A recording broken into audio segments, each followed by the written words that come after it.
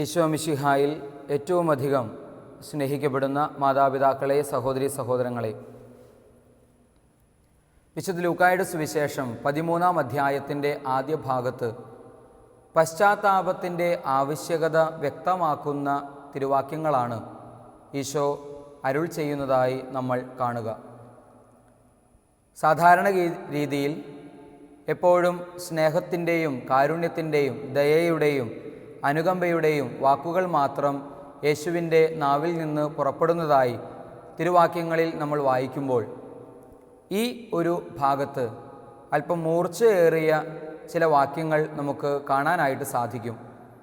യേശു തീർച്ചയായും അനുകമ്പയും സ്നേഹവും ആർദ്രതയും ക്ഷമയും കരുണയും സ്നേഹവും ധാരാളമായി തൻ്റെ പ്രസംഗത്തിൽ അത്തരത്തിൽ പ്രസംഗിക്കുമ്പോഴും ഇടയ്ക്ക് ചില ഭാഗങ്ങളിലൊക്കെ, ചില സ്ഥലങ്ങളിലൊക്കെ വളരെ മൂർച്ചയേറിയ പദപ്രയോഗങ്ങൾ നടത്തുന്നതായി നമുക്ക് കാണാൻ കഴിയും.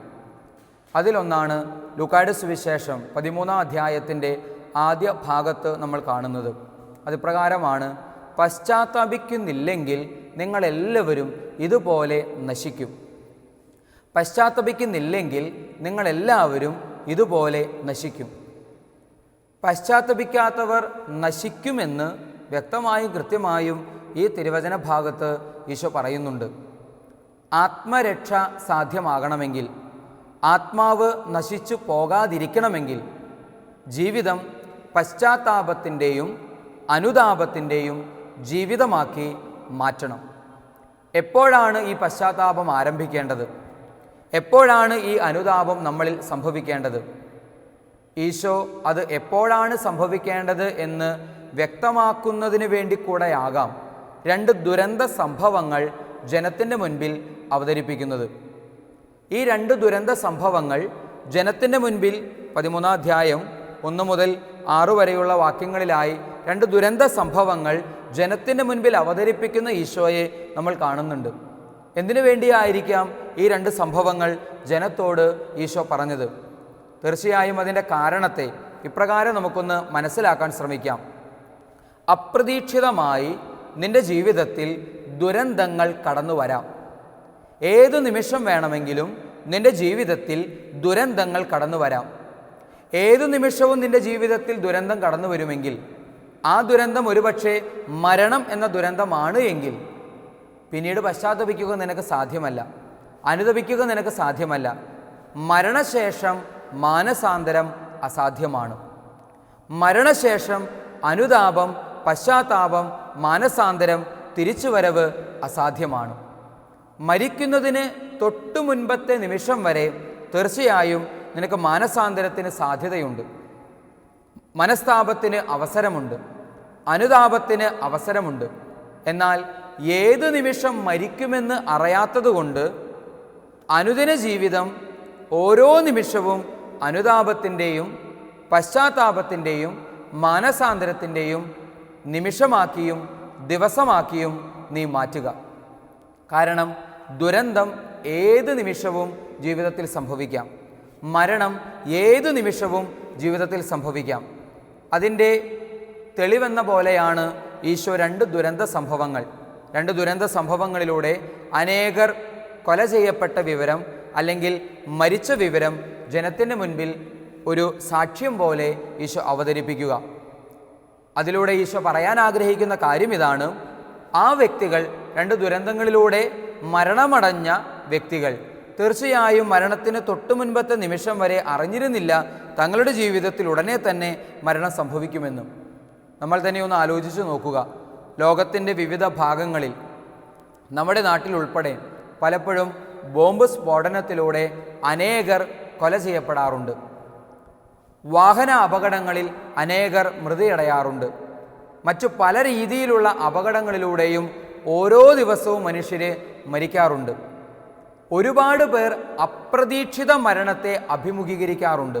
എന്നുവെച്ചാൽ ഒരിക്കലും പ്രതീക്ഷിക്കാത്ത സമയത്ത്, ഒരിക്കലും പ്രതീക്ഷിക്കാത്ത നിമിഷത്തിൽ, ഒരിക്കലും പ്രതീക്ഷിക്കാത്തൊരു സന്ദർഭത്തിൽ മരണം എന്ന അതിഥി ക്ഷണിക്കപ്പെടാതെ ജീവിതത്തിലേക്ക് കടന്നു വരികയാണ്. നമുക്ക് ആർക്കും അറിഞ്ഞുകൂടാ എപ്പോഴാണ് നമ്മൾ മരിക്കുക എന്ന്. ഒരു ദിവസം മരിക്കുമെന്ന് നമുക്കറിയാം.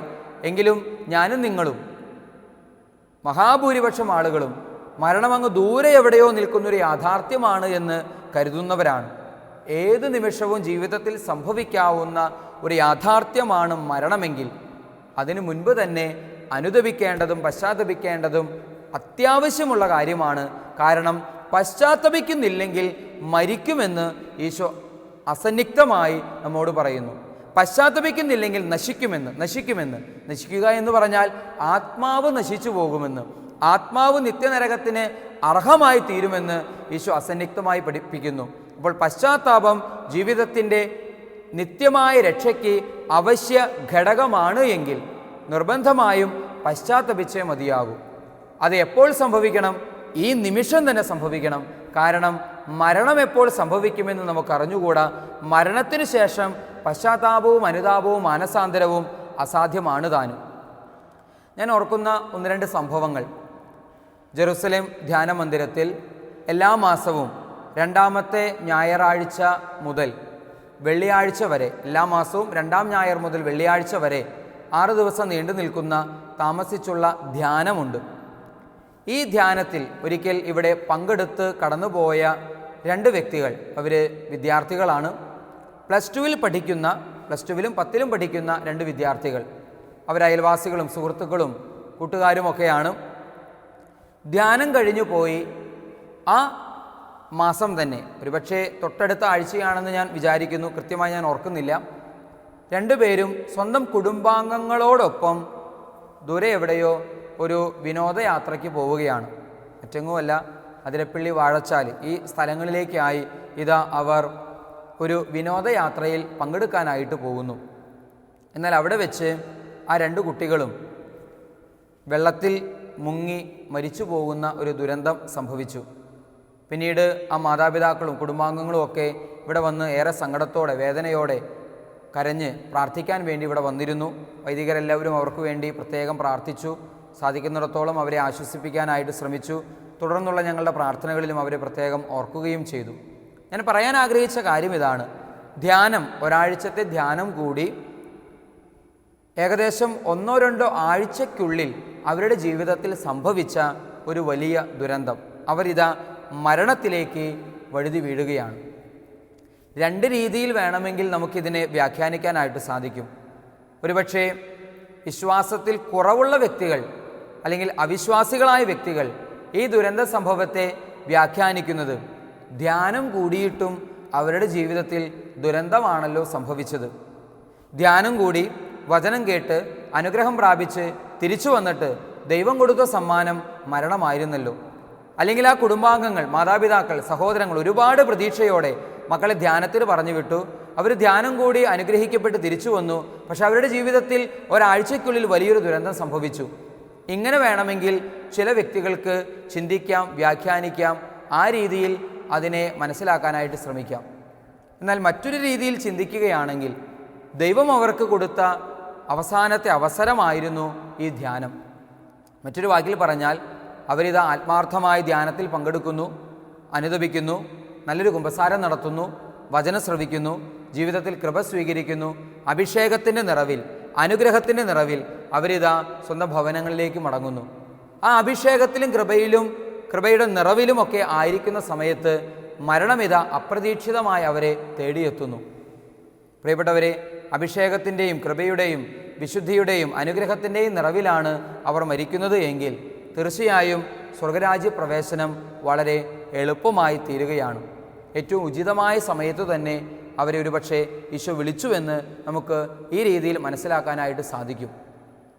അപ്രതീക്ഷിതമായി ജീവിതത്തിലേക്ക് മരണമെന്ന അതിഥി ക്ഷണിക്കപ്പെടാതെ കടന്നു വരും. എപ്പോഴാണെന്ന് അറിയാത്തതുകൊണ്ട് അനുദിന ജീവിതത്തിൽ ഓരോ നിമിഷവും പരിഹാരത്തിൻ്റെയും പ്രായശ്ചിത്തത്തിൻ്റെയും പശ്ചാത്താപത്തിൻ്റെയും അനുതാപത്തിൻ്റെയും മാനസാന്തരത്തിൻ്റെയും ജീവിതമാക്കി നമ്മുടെ ജീവിതങ്ങളെ മാറ്റാനായിട്ട് നമുക്ക് സാധിക്കട്ടെ. ഞാൻ ഈ കുഞ്ഞുങ്ങളെക്കുറിച്ച്, ഈ കുട്ടികളെക്കുറിച്ച്, ഈ ദുരന്ത സംഭവത്തെക്കുറിച്ച് ഇവിടെ നടക്കുന്ന ധ്യാനത്തിൽ ക്ലാസ് എടുക്കാൻ വരുന്ന ഒരു സഹോദരനോട് ഇപ്രകാരം ഈ ദാരുണ സംഭവം വിവരിച്ചു. അന്നേരം അദ്ദേഹം പറഞ്ഞ വാക്കുകൾ ഇപ്രകാരമായിരുന്നു: ഭാഗ്യപ്പെട്ട മരണമാണ്. കാരണം ധ്യാനം കൂടി അനുഗ്രഹം പ്രാപിച്ച് ഏതാനും ദിവസങ്ങൾക്കുള്ളിൽ, ആഴ്ചകൾക്കുള്ളിൽ അവർ മരിച്ചപ്പോൾ അവരുടെ ആത്മാവ് സ്വർഗരാജ്യ പ്രവേശനത്തിന് യോഗ്യമാകത്തക്ക രീതിയിൽ ഒരുപക്ഷെ ഒരുക്കപ്പെട്ടിട്ടുണ്ടാകാം. അങ്ങനെയാണെങ്കിൽ അത് തീർച്ചയായും ഭാഗ്യപ്പെട്ട ഒരു മരണമാണ്. തുടർന്ന് അദ്ദേഹം ഒരു സംഭവം കൂടെ, അദ്ദേഹത്തിന് നേരിട്ട് പരിചയമുള്ള ഒരു സംഭവം കൂടെ എന്നോട് അന്നേരം വിവരിക്കുകയുണ്ടായി. സംഭവം മറ്റൊന്നുമല്ല, അദ്ദേഹം ഒരു സ്ഥലത്ത് കൺവെൻഷനിൽ കൺവെൻഷൻ നടത്തുകയാണ്. കൂട്ടത്തിൽ 1-2 വൈദികരുണ്ട്. അദ്ദേഹം ആ ധ്യാനത്തിലെ മുഖ്യ പ്രസംഗിക്കുന്ന വ്യക്തിയാണ്, വചന സന്ദേശം പങ്കുവയ്ക്കുന്ന വ്യക്തിയാണ്. 5 ദിവസം നീണ്ടുനിന്ന കൺവെൻഷൻ, വളരെ മനോഹരമായ രീതിയിൽ അഭിഷേകത്തിൻ്റെ നിറവിൽ ആ കൺവെൻഷൻ നടന്നു. അനേകർക്ക് സൗഖ്യവും കൃപയും അനുഗ്രഹമൊക്കെ സ്വീകരിക്കാൻ സാധിച്ചു. ഒത്തിരി സാക്ഷ്യങ്ങളൊക്കെ ഉണ്ടായിരുന്നു. ആ കൺവെൻഷൻ്റെ സമാപന ദിനത്തിൽ ഒരു വ്യക്തി ഈ സഹോദരനെ, കൺവെൻഷൻ നടത്തിയ സഹോദരങ്ങളിൽ അല്ലെങ്കിൽ ധ്യാനം നടത്തിയ ടീം അംഗങ്ങളിൽ എന്നോട് ഈ വിവരം പങ്കുവെക്കുന്ന ബ്രദറിൻ്റെ അടുത്ത് ഒരു മനുഷ്യൻ കാണാനായിട്ട്, പ്രാർത്ഥിക്കാനായിട്ട് വരികയാണ്. ഇങ്ങനെ കടന്നു വന്ന മനുഷ്യൻ വളരെ സുമുഖനായ, നല്ലൊരു കുടുംബജീവിതം നയിക്കുന്ന നല്ലൊരു മനുഷ്യൻ. അദ്ദേഹമാണ് ആ കൺവെൻഷന് വേണ്ടി എല്ലാ കാര്യങ്ങളും ക്രമീകരിച്ച വ്യക്തി. കൺവെൻഷൻ്റെ ഒരുക്ക ദിവസം മുതൽ തന്നെ അതിനുവേണ്ടി ധാരാളമായിട്ട് പ്രാർത്ഥിക്കുകയും ഒരുങ്ങുകയും അതിൻ്റെ ആത്മീയമായ ഒരുക്കവും ഭൗതികമായ ഒരുക്കവും അതിനുവേണ്ടി എല്ലാ ക്രമങ്ങളും ക്രമീകരണങ്ങളും എല്ലാം സജ്ജമാക്കി ഓടി നടന്ന് അധ്വാനിച്ച മനുഷ്യൻ. കൺവെൻഷൻ ദിവസങ്ങളിൽ സാധിക്കുന്നിടത്തോളം സമയം ആഗ്രഹത്തോടെ, തീക്ഷ്ണതയോടെ, താല്പര്യത്തോടെ വചനം ശ്രവിച്ച് നല്ല കുമ്പസാരം നടത്തി വചനത്തിൻ്റെ അഭിഷേകത്തിൻ്റെ നിറവിൽ, പ്രാർത്ഥനയുടെ നിറവിൽ ആ 4-5 ദിവസത്തെ കൺവെൻഷൻ ഏറ്റവും ഭംഗിയായിട്ട് ഒരുങ്ങിയും പ്രാർത്ഥിച്ചും അതിനുവേണ്ടിയുള്ള എല്ലാ കാര്യങ്ങളും നടത്തിയും ഓടി നടന്ന ഒരു മനുഷ്യൻ. അദ്ദേഹമാണ് കൺവെൻഷൻ്റെ അവസാന ദിവസം, കൺവെൻഷനൊക്കെ കഴിഞ്ഞു 5-ാം ദിവസം പ്രാർത്ഥനയ്ക്ക് ശുശ്രൂഷകൾക്കെല്ലാം ശേഷം ഇതാ ഈ സഹോദരൻ്റെ അടുത്ത്, അവിടെ വചനം പ്രസംഗിച്ചിരുന്ന ഒരു ബ്രദറിൻ്റെ അടുത്ത് പ്രാർത്ഥിക്കാനായിട്ട് വരുന്നത്. അദ്ദേഹത്തിന് മുൻപിൽ മുട്ടുകുത്തി കൈകൾ കൂപ്പി എനിക്ക് വേണ്ടി പ്രാർത്ഥിക്കണം, എൻ്റെ കുടുംബത്തിന് വേണ്ടി പ്രാർത്ഥിക്കണമെന്ന് പറഞ്ഞ് കൈകൾ കൂപ്പി നിൽക്കുകയാണ്. അപ്പോൾ ഈ സഹോദരൻ, ധ്യാനം പ്രസംഗിച്ച സഹോദരൻ, അദ്ദേഹത്തിൻ്റെ ശിരസിൽ കൈവച്ച് അദ്ദേഹത്തെ അനുഗ്രഹിച്ചു പ്രാർത്ഥിച്ചു. ഏതാനും നിമിഷങ്ങൾ പ്രാർത്ഥന കഴിഞ്ഞ് അദ്ദേഹം കൈയെടുത്തു. ആ സമയത്ത് ഇതാ ഈ സഹോദരൻ്റെ കാൽക്കലേക്ക് അദ്ദേഹം ഇങ്ങനെ കൈയുമായിട്ട് ഇങ്ങനെ കുനിയുകയാണ്. അപ്പോൾ ഈ ബ്രദർ വിചാരിച്ചു, കാലിൽ തൊട്ട് വന്ദിക്കാൻ വേണ്ടിയാകുമെന്ന് കരുതി, ചേട്ടൻ എന്തേ കാണിക്കുന്നത്, എൻ്റെ കാലിലൊന്നും വീഴേണ്ട കാര്യമില്ലെന്ന് പറഞ്ഞ് വേഗം മാറി അദ്ദേഹത്തെ കയ്യിൽ പിടിക്കാനായിട്ട് ശ്രമിച്ചു. പക്ഷെ സത്യത്തിൽ അദ്ദേഹം കാലിൽ പിടിക്കാൻ വേണ്ടി കുനിഞ്ഞതായിരുന്നില്ല, അദ്ദേഹം കുഴഞ്ഞ് വീണ് മരിക്കുകയായിരുന്നു. ആ നിമിഷത്തിൽ ഇതാ അദ്ദേഹത്തിൻ്റെ കാലിൽ പിടിക്കാൻ എന്ന പോലെ തോന്നും വിധത്തിൽ അദ്ദേഹം സത്യത്തിൽ കുഴഞ്ഞ് അവിടെ വീണ് മരിക്കുകയായിരുന്നു. ഈ ബ്രദർ ആകെ സ്തംഭിച്ചു പോയി. പെട്ടെന്ന് ആൾക്കാരെ വിളിച്ചുകൂട്ടി കുഴഞ്ഞു വീണ ആളെ ഉടനെ തന്നെ എടുത്ത് ആസ്പത്രിയിൽ എത്തിച്ചു. പക്ഷേ അതിനു മുൻപ് തന്നെ അദ്ദേഹത്തിൻ്റെ മരണം സംഭവിച്ചിരുന്നു. പ്രിയപ്പെട്ടവരെ, വീണ്ടും ഈ സംഭവത്തിലേക്ക് നോക്കിക്കൊണ്ട് 2 രീതിയിൽ നമുക്കതിനെ വ്യാഖ്യാനിക്കാം. വേണമെങ്കിൽ ഇപ്രകാരം വ്യാഖ്യാനിക്കാം: ഇത്രത്തോളം ഒരു കൺവെൻഷന് വേണ്ടി അധ്വാനിച്ചു, കഷ്ടപ്പെട്ടു, പ്രയാസപ്പെട്ടു, ബുദ്ധിമുട്ടി, പ്രാർത്ഥിച്ചു, ഒരുങ്ങി, നല്ല രീതിയിൽ, മനോഹരമായ രീതിയിൽ, ഒരു കുറവുമില്ലാത്ത രീതിയിൽ കൺവെൻഷൻ അവിടെ സംഘടിപ്പിക്കുന്നതിന് വേണ്ടി അധ്വാനിച്ച, കൺവെൻഷൻ്റെ കൺവീനറായി പ്രവർത്തിച്ചൊരു മനുഷ്യൻ. അദ്ദേഹം വെറുതെ ഓടി നടന്നു എന്ന് മാത്രമല്ല, കൺവെൻഷൻ്റെ 5 ദിവസങ്ങളിലും ശരിക്കും വചനം ശ്രവിച്ചു, കുമ്പസാരിച്ചു, അഭിഷേകത്തിലേക്കും അനുഗ്രഹത്തിലേക്കും കടന്നു വന്നു. ഇതൊക്കെ കഴിഞ്ഞിട്ടും അവസാന ദിവസം ദൈവം അദ്ദേഹത്തിന് കൊടുത്ത സമ്മാനം, അല്ലെങ്കിൽ അദ്ദേഹത്തിൻ്റെ കുടുംബത്തിന് കൊടുത്ത സമ്മാനം ആ പാവം മനുഷ്യൻ്റെ മരണമായിരുന്നുവല്ലോ. അങ്ങനെ വേണമെങ്കിൽ ചിന്തിക്കാം. എന്നാൽ മറ്റൊരു രീതിയിൽ ചിന്തിച്ചാൽ ഭാഗ്യപ്പെട്ട മരണമാണ്. കാരണം എല്ലാ അർത്ഥത്തിലും അദ്ദേഹം ഒരുങ്ങി, നല്ലൊരു കുമ്പസാരം നടത്തി, പാപങ്ങൾ ഏറ്റുപറഞ്ഞു, എല്ലാ രീതിയിലും പ്രാർത്ഥിച്ചൊരുങ്ങി, വചനം ശ്രവിച്ചു, കൃപ സ്വീകരിച്ചു, അഭിഷേകത്തിലേക്ക് കടന്നു വന്നു. അനുഗ്രഹത്തിൻ്റെയും അഭിഷേകത്തിൻ്റെയും കൃപയുടെയും നിറവിലായിരിക്കുന്നൊരു നിമിഷത്തിൽ ആ മനുഷ്യൻ്റെ ജീവിതത്തിലേക്ക് അപ്രതീക്ഷിതമായി മരണമെന്ന അതിഥി ക്ഷണിക്കപ്പെടാതെ കടന്നു വരുന്നു. അദ്ദേഹം മരിക്കുന്നു. അദ്ദേഹത്തിൻ്റെ ആത്മാവ് ഇതാ നിത്യസമ്മാനത്തിനായിട്ട് വിളിക്കപ്പെട്ടു. ആ മനുഷ്യന് ഒരുപക്ഷെ നമുക്ക് ആർക്കറിഞ്ഞുകൂടാ, ആ നിമിഷത്തിൽ തന്നെ സ്വർഗരാജ്യ പ്രവേശനം സാധ്യമാകുമാറ് കൃപയുടെ നിറവിലായിരിക്കാം അദ്ദേഹം മരിച്ചത്. പ്രിയപ്പെട്ടവരെ, ഇതാ ഈശോ ഈ 2 ദുരന്ത സംഭവങ്ങൾ, ലൂക്കായുടെ സുവിശേഷം 13-ാം അധ്യായത്തിൽ ഈശോ പറയുന്ന 2 ദുരന്ത സംഭവങ്ങൾ നമ്മുടെ മുൻപിൽ അവതരിപ്പിച്ചുകൊണ്ട് ഈശോ അതിനെ അർത്ഥമാക്കിയ കാര്യം എന്തായിരിക്കും? അപ്രതീക്ഷിതമായി ക്ഷണിക്കപ്പെടാതെ നിന്റെ ജീവിതത്തിൽ മരണമെന്ന ദുരന്തം കടന്നു വരാം. അതുകൊണ്ട് പശ്ചാത്താപത്തിൻ്റെ ജീവിതം ഓരോ നിമിഷവും ഓരോ ദിവസവും നീ നയിക്കുക. കാരണം മരണശേഷം അനുതപിക്കുക സാധ്യമല്ല, മരണശേഷം മാനസാന്തരപ്പെടുക സാധ്യമല്ല. പശ്ചാത്താപിക്കുന്നില്ലെങ്കിൽ തീർച്ചയായിട്ടും നശിക്കും. മരണത്തിന് മുൻപ് പശ്ചാത്താപം ആവശ്യമാണ്. മരണം എപ്പോഴാണെന്ന് നമുക്ക് ആർക്കും അറിഞ്ഞുകൂടാ. അതുകൊണ്ട് ഓരോ നിമിഷവും നിന്റെ ജീവിതം പശ്ചാത്താപത്തിൻ്റെയും മാനസാന്തരത്തിൻ്റെയും അനുതാപത്തിൻ്റെയും ജീവിതമായി മാറട്ടെ. ഇതാണ് ഈശോ ഈ ദുരന്ത സംഭവം നമ്മുടെ മുൻപിൽ അവതരിപ്പിച്ചുകൊണ്ട് നമ്മെ പഠിപ്പിക്കാനായിട്ട് ശ്രമിക്കുന്നത്. ഞങ്ങളുടെ സഭയിലെ ഒരു വൈദികൻ, ഞാൻ CMI സഭയിലെ അംഗമാണ്, തൃശ്ശൂർ ദേവമാതാ പ്രവിശ്യയിലെ അംഗമാണ്. CMI സഭയിലെ തൃശ്ശൂർ ദേവമാതാ പ്രവിശ്യയിലെ അംഗമായിരുന്ന ഒരു വന്യനായ വൈദികൻ ഒരിക്കൽ ബലി അർപ്പിച്ചുകൊണ്ടിരിക്കുമ്പോൾ, സമൂഹ ബലി, അനേകം വൈദികർ ഒരുമിച്ചുണ്ട് ബലി അർപ്പിച്ചുകൊണ്ടിരിക്കുകയാണ്.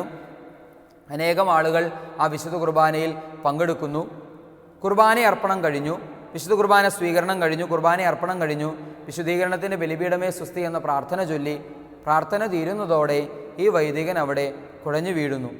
അദ്ദേഹത്തെ ആസ്പത്രിയിൽ എത്തിക്കുന്നതിന് മുമ്പ് അദ്ദേഹം മരണമടഞ്ഞിരുന്നു, ഇഹലോകവാസം വെടിഞ്ഞിരുന്നു. പ്രിയപ്പെട്ടവരെ, ചിന്തിക്കുമ്പോൾ, ഈ മരണത്തെക്കുറിച്ച് ധ്യാനിക്കുമ്പോൾ, അല്ലെങ്കിൽ ഈ മരണത്തെക്കുറിച്ച് ചിന്തിക്കുമ്പോൾ അനേകം വൈദികർ ആദ്യമായി പറഞ്ഞ ഒരു കമൻറ്റ് ഞാൻ ഓർക്കുകയാണ്. എൻ്റെയും വിശ്വാസവും അതുതന്നെയാണ്, ഭാഗ്യപ്പെട്ട മരണമാണ്, ഭാഗ്യപ്പെട്ട മരണമാണ്. പ്രിയപ്പെട്ടവർ, ചിന്തിച്ചു നോക്കി, ബലി അർപ്പിച്ച് വിശുദ്ധ കുർബാന സ്വീകരിച്ച് ബലിപീഠത്തോട് അവസാനമായി യാത്ര ചൊല്ലുകയാണ്. ഇനി ഒരു ബലി അർപ്പിക്കാൻ ഞാൻ വരുമോ ഇല്ലയോ എന്ന് എനിക്കറിഞ്ഞുകൂടാ എന്ന് പറഞ്ഞുകൊണ്ട് ആ നിമിഷത്തിൽ തന്നെ കുഴഞ്ഞു വീണ് മരിക്കാൻ സാധിക്കുക എന്ന് പറഞ്ഞാൽ അതിനേക്കാളും വലിയ എന്തു ഭാഗ്യമാണ് ജീവിതത്തിൽ ഉണ്ടാകേണ്ടത്. മരിക്കുകയാണെങ്കിൽ അങ്ങനെ തന്നെ മരിക്കണം. എൻ്റെ ഈ ജീവിതത്തിലെ ഏറ്റവും വലിയ ആഗ്രഹം അതാണ്.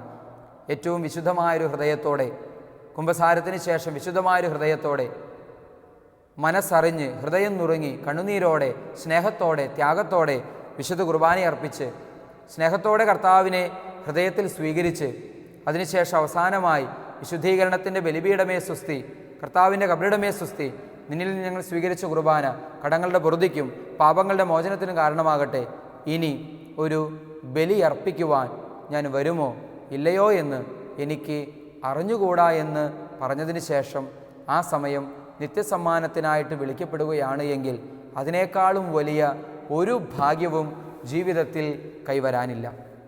മരിക്കുകയാണെങ്കിൽ അങ്ങനെ മരിക്കണം, അങ്ങനെ മരിക്കാനായിട്ട് സാധിക്കണം. വിശുദ്ധമാക്കപ്പെട്ടൊരു ഹൃദയത്തോടെ വിശുദ്ധിയിൽ ബലിയർപ്പിച്ച് അവസാനമായ പ്രാർത്ഥനയും ചൊല്ലി അവിടെ ബലിപീഠത്തിൽ തന്നെ കുഴഞ്ഞു വീണ് മരിക്കുകയാണ് എങ്കിൽ, ബലിജീവിതം ബലിപീഠത്തിൽ പൂർത്തീകരിക്കപ്പെടുകയാണ് എങ്കിൽ അതിനേക്കാളും വലിയൊരു എന്തു ഭാഗ്യമാണുള്ളത്. ദൈവം അങ്ങനെ ഒരു ഭാഗ്യം നമുക്ക് നൽകട്ടെ എന്ന് നമുക്ക് പ്രാർത്ഥിക്കാം. പക്ഷേ ദൈവം അങ്ങനെ ഒരു ഭാഗ്യം നമുക്ക് നൽകുമോ എന്ന് അറിഞ്ഞുകൂടാ. കാരണം മരണം ഏത് നിമിഷത്തിലാണ് സംഭവിക്കുക എന്ന് നമുക്ക് ആർക്കും അറിഞ്ഞുകൂടാ എന്ന കാരണത്താൽ നിർബന്ധമായും അനുദിന ജീവിതം ഓരോ നിമിഷവും ബലിയുടെ ജീവിതമാക്കി മാറ്റുക. ബലിപീഠത്തിൽ മാത്രമല്ലല്ലോ ബലി നടക്കുന്നത്, അനുദിന ജീവിതം തന്നെ ബലിയാണ് എങ്കിൽ അനുദിന ജീവിതത്തെ ബലിയാക്കി മാറ്റി ജീവിതമാകുന്ന ബലിപീഠത്തിൽ വിശുദ്ധിയോട് ബലിയർപ്പിച്ച് അനുദിന ജീവിതം പരിഹാരത്തിൻ്റെയും പ്രായശ്ചിത്തത്തിൻ്റെയും പശ്ചാത്താപത്തിൻ്റെയും മാനസാന്തരത്തിൻ്റെയും ജീവിതമാക്കി മാറ്റി അങ്ങനെ അത്തരമൊരവസ്ഥയിൽ മരണമടയാൻ സാധിച്ചാൽ ഇത് നമ്മുടെ ആത്മാവ് തമ്പുരാൻ്റെ സന്നിധിയിലേക്കാണ്, നിത്യസൗഭാഗ്യത്തിലേക്കാണ്, നിത്യ ആനന്ദത്തിലേക്കാണ് കരകയറ്റപ്പെടുക. ലൂക്കായുടെ സുവിശേഷം 13-ാം അധ്യായത്തിൽ ഈശോ ഇത് പറയാതെ പറഞ്ഞു വെക്കുന്ന ഒരു യാഥാർത്ഥ്യം. ആ സുവിശേഷത്തിൻ്റെ 2-ാമത്തെ പാരഗ്രാഫിൻ്റെ തുടക്കം അല്ലെങ്കിൽ അതിൻ്റെ ഹെഡിങ് ഇപ്രകാരമാണ്: ഫലം നൽകാത്ത അത്തിവൃക്ഷം. പശ്ചാത്താപം ആ വിഷയത്തെക്കുറിച്ച് പറഞ്ഞ് ഉടനെ തന്നെ ഈശോ പിന്നീട് പറയുന്ന ഉപമയാണ് ഫലം തരാത്ത അത്തിവൃക്ഷം. ഈ ഉപമയിൽ നമ്മൾ വായിക്കുന്ന ഒരു പ്രധാനപ്പെട്ട വാക്യം അല്ലെങ്കിൽ ഒരു പ്രധാന സവിശേഷതയുള്ള ഒരു വാക്യം ഇതാണ്: ഒരുവൻ മുന്തിരിത്തോട്ടത്തിൽ ഒരു അത്തിവൃക്ഷം നട്ടുപിടിപ്പിച്ചു. മുന്തിരിത്തോട്ടത്തിൽ മുന്തിരിച്ചെടികളല്ലേ നട്ടുപിടിപ്പിക്കേണ്ടത്, അല്ലാതെ അത്തിവൃക്ഷമല്ലല്ലോ. പക്ഷെ എന്തിനാണ് മുന്തിരിത്തോട്ടത്തിൽ അത്തിവൃക്ഷം നട്ടുപിടിപ്പിച്ചത്? പ്രധാനപ്പെട്ട 3 സാധ്യതകളുണ്ട്. ഒന്നാമത്തെ ഒരു സാധ്യത ഇതാണ്: ഒരുപക്ഷെ മുന്തിരിച്ചെടികളിൽ ചിലത് ഫലം നൽകാതെ വന്നപ്പോൾ അതിനെ അവിടെ നിന്ന് വെട്ടിക്കളഞ്ഞ് ആ സ്ഥാനത്ത് അത്തിവൃക്ഷം നട്ടുപിടിപ്പിച്ചിട്ടുണ്ടാകാം. ഒരു സാധ്യത അതാണ്. ഇനി അതിനേക്കാളും കൂടുതൽ മറ്റൊരു സാധ്യതയുണ്ട്. നന്നായി ഫലം പുറപ്പെടുവിച്ചിരുന്ന മുന്തിരിച്ചെടികൾ തന്നെയാണ്. എങ്കിലും അത്തിവൃക്ഷം നട്ടുപിടിപ്പിക്കുന്നതിന് വേണ്ടി നിലവിൽ ഫലം പുറപ്പെടുവിച്ചുകൊണ്ടിരുന്ന ആ മുന്തിരിച്ചെടികളെ അവിടെ നിന്ന് നീക്കം ചെയ്ത് അവിടെ അത്തിവൃക്ഷം നട്ടുപിടിപ്പിച്ചു. കാരണം അത്തിവൃക്ഷത്തോട് അത്രയും ഒരു താല്പര്യം, ആഗ്രഹം, ഇഷ്ടം ഈ ഉടമസ്ഥന് തോന്നിയിട്ടുണ്ടാകാം. മൂന്നാമത്തെ മറ്റൊരു സാധ്യത, മുന്തിരിത്തോട്ടത്തിൽ അത്തിവൃക്ഷം നട്ടുപിടിപ്പിച്ചത് ഒരുപക്ഷെ ഇടവിളയായിട്ടാകാം. നമ്മുടെ നാട്ടിൽ ഇടവിളകൾ നമ്മൾ നടാറുണ്ട്. ഉദാഹരണത്തിന് നെൽകൃഷി ചെയ്യുന്ന വയലിൽ അതിൻ്റെ വരമ്പത്ത് പയറ് ചിലപ്പോൾ നട്ടുപിടിപ്പിക്കാറുണ്ട്. അതിന് ഇടവിള എന്നാണ് നമ്മൾ വിശേഷിപ്പിക്കുക. എന്നതുപോലെ മുന്തിരിത്തോട്ടത്തിൽ ഇടവിളയായി അത്തിവൃക്ഷം നട്ടുപിടിപ്പിച്ചതുമാകാം. ഇങ്ങനെ 3 സാധ്യതകൾ നമ്മുടെ മുൻപിലുണ്ട്. ഏതായാലും ആ കർഷകൻ അത്തിവൃക്ഷത്തിന് ഒരുപാട് പ്രാധാന്യം കൊടുത്തിരുന്നു. അതുകൊണ്ടാണ് മുന്തിരിത്തോട്ടത്തിൻ്റെ ഹൃദയഭാഗത്ത്, മധ്യഭാഗത്ത്, മുന്തിരിത്തോട്ടത്തിൻ്റെ നടുവിൽ ഒരു അത്തിവൃക്ഷം നട്ടുപിടിപ്പിക്കാനായിട്ട് ഈ കർഷകൻ തയ്യാറാകുന്നത്. ഈ ഉപമ, ഇതൊരു ഉപമയാണ്. ഈ ഉപമയുടെ സന്ദേശം നമുക്ക് മനസ്സിലാക്കണമെങ്കിൽ തീർച്ചയായും അതിനെ ഉപമയ്ക്ക് തൊട്ടു മുൻപിലായി പറയുന്ന പശ്ചാത്താപം എന്ന വിഷയത്തോട് ബന്ധപ്പെടുത്തി വേണം ഈ ഉപമയുടെ ശരിക്കുള്ള അർത്ഥം മനസ്സിലാക്കാനായിട്ട് ശ്രമിക്കേണ്ടത്. ഇതുവരെ നമ്മൾ പറഞ്ഞു വയ്ക്കുകയായിരുന്നു, ലൂക്കായുടെ സുവിശേഷം 13-ാം അധ്യായത്തിൻ്റെ 1 തൊട്ട് 6 വരെയുള്ള വാക്യങ്ങളിൽ പശ്ചാത്താപത്തിൻ്റെ ആവശ്യകത പറഞ്ഞ് തൊട്ടടുത്ത നിമിഷത്തിൽ ഇത് അത്തിവൃക്ഷത്തിൻ്റെ ഉപമ പറയുന്നു. പശ്ചാത്താപവും ഫലം പുറപ്പെടുവിക്കാത്ത അത്തിവൃക്ഷത്തിൻ്റെ ഉപമയും ഈ രണ്ടിനെയും ചേർത്ത് വെച്ച് വ്യാഖ്യാനിക്കാൻ, മനസ്സിലാക്കാൻ ശ്രമിക്കുമ്പോൾ നമ്മൾ എത്തിച്ചേരുന്ന ഉത്തരം ഇതാണ്: പശ്ചാത്താപത്തിൻ്റെ ഫലം പുറപ്പെടുവിക്കുന്ന വ്യക്തികളായി മാറണം ഓരോ ക്രിസ്തു ശിഷ്യനും. പശ്ചാത്താപത്തിൻ്റെ സൽഫലങ്ങൾ പുറപ്പെടുവിക്കാൻ എന്ന് വെച്ച് കഴിഞ്ഞാൽ അനുദിന ജീവിതത്തിൽ നമ്മൾ ചിന്തയിലും വാക്കിലും പ്രവൃത്തിയിലും അറിഞ്ഞുമറിയാതെയും ചെയ്യുന്ന പാപത്തെക്കുറിച്ച് അനുനിമിഷവും അനുദപിക്കാനും പശ്ചാത്തപിക്കാനും തയ്യാറാകണം.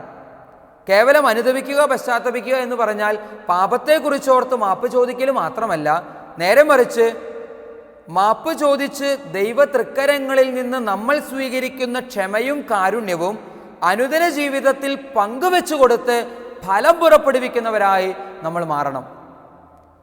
നമ്മുടെ പാപത്തെക്കുറിച്ച് നമ്മൾ അനുദപിക്കുന്നു, പശ്ചാത്തപിക്കുന്നു, മാപ്പ് ചോദിക്കുന്നു, കുമ്പസാരിക്കുന്നു, ക്ഷമ സ്വീകരിക്കുന്നു, ദൈവസ്നേഹം സ്വീകരിക്കുന്നു. അതോടെ അവസാനിക്കരുത്. ഇനി അനുദിന ജീവിതത്തിൽ സ്വീകരിച്ച ക്ഷമയും സ്വീകരിച്ച സ്നേഹവും പങ്കുവെച്ചു കൊടുക്കാനായിട്ട് നമുക്ക് സാധിക്കണം. അതാണ് ഫലം പുറപ്പെടുവിക്കുക എന്ന് പറയുമ്പോൾ അർത്ഥമാക്കുക. പശ്ചാത്താപം, ഫലം പുറപ്പെടുവിക്കൽ, ഇത് രണ്ടും ചേർത്ത് വെച്ചിട്ടാണ് ഈ സുവിശേഷത്തിൽ 1 തൊട്ട് 9 വരെയുള്ള വാക്യങ്ങളിലായിട്ട് നമുക്ക് മനസ്സിലാക്കാനായിട്ട് സാധിക്കുക. അതുകൊണ്ട് അനുദിന ജീവിതം പശ്ചാത്താപത്തിൻ്റെ ജീവിതമാക്കി, അനുദിന ജീവിതത്തിൻ്റെ ഓരോ നിമിഷവും പശ്ചാത്താപത്തിൻ്റെ നിമിഷമാക്കി നമുക്ക് മാറ്റാം. ഓരോ നിമിഷവും ആത്മപരിശോധനയ്ക്ക്, അതത്ര പ്രായോഗികമല്ല എങ്കിൽ ദിവസത്തിൽ പല പ്രാവശ്യമെങ്കിലും, ചുരുങ്ങിയ പക്ഷം ഓരോ ദിവസവും കിടക്കുന്നതിന് മുൻപെങ്കിലും നമ്മൾ നമ്മുടെ അന്നേ ദിവസത്തെക്കുറിച്ച് ധ്യാനിക്കുക, ചിന്തിക്കുക, മാപ്പ് ചോദിക്കുക. അതിനുശേഷം തമ്പുരാൻ്റെ സന്നിധിയിലേക്ക് തിരിച്ചു നടക്കാനും മനസാന്തരത്തിൻ്റെ ജീവിതം നയിക്കാനും തയ്യാറാവുക. ദൈവതൃക്കരങ്ങളിൽ നിന്ന് സ്വീകരിക്കുന്ന ക്ഷമയും സ്നേഹവും ഔദാര്യപൂർവ്വം ചുറ്റുമുള്ളവരിലേക്ക്, നമ്മുടെ മാതാപിതാക്കൾ, സഹോദരങ്ങൾ, ജീവിത പങ്കാളി, മക്കൾ, അയൽവാസികൾ, സുഹൃത്തുക്കൾ എല്ലാവരിലേക്കും അത് പങ്കുവെച്ചു കൊടുക്കാൻ, പരിചയമുള്ളവരിലേക്കും അപരിചിതരിലേക്കും അത് പങ്കുവെച്ചു കൊടുക്കാൻ, നമ്മളുടെ ജീവിതത്തിൽ കണ്ടുമുട്ടുന്ന എല്ലാ വ്യക്തികളെയും സ്നേഹത്തിലേക്കും ക്ഷമയിലേക്കും കാരുണ്യത്തിലേക്കും സ്വാഗതം ചെയ്യാൻ, അങ്ങനെ പശ്ചാത്താപത്തിൻ്റെ ഫലം പങ്കുവെച്ചു കൊടുക്കുന്ന, ഫലം പുറപ്പെടുവിക്കുന്ന അത്തിവൃക്ഷങ്ങളായി നമ്മൾ ഓരോരുത്തരും രൂപാന്തരപ്പെടാൻ ഇതാ ഈശോ നമ്മളെ ക്ഷണിക്കുന്നു. അതിനുള്ള കൃപയും അനുഗ്രഹവും ഈശോ നമുക്ക് പ്രദാനം ചെയ്യട്ടെ എന്ന് പ്രാർത്ഥിക്കുന്നു, ആശംസിക്കുന്നു. ഈശോ നമ്മെല്ലാവരെയും അനുഗ്രഹിക്കട്ടെ. പിതാവിൻ്റെയും പുത്രൻ്റെയും പരിശുദ്ധാത്മാവിൻ്റെയും നാമത്തിൽ ആമേൻ.